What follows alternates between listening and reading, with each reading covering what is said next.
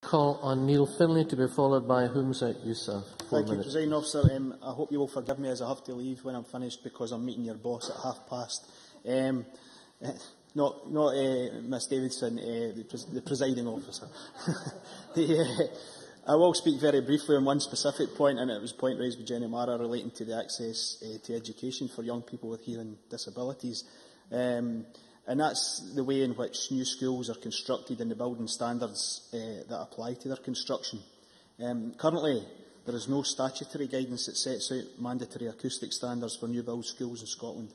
In England and Wales, mandatory minimum standards do exist.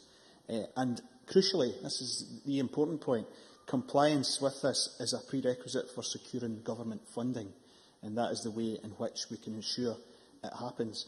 The National Deaf Children's Society has carried out research and demonstrated that for the 3,500 deaf children in Scotland, this is a real barrier to them fully accessing the curriculum and accessing education.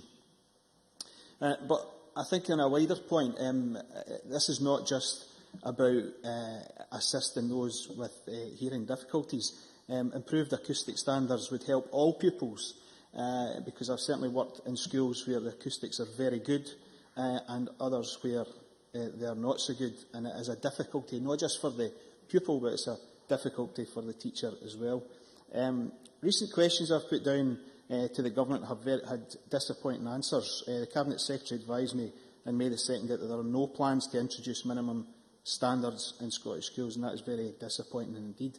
I do hope that the Government and the Minister will have a think about this, because it is a very simple step that we could take, a very cost-effective step that we could take to change that.